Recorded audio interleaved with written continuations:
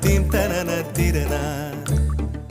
நடந்தால் ஆறு எழுந்தால் அருவி நின்றால் கடலல்லோ, சமைந்தால் குமரி மணந்தால் மனைவி பெற்றால் தாயல்லோ.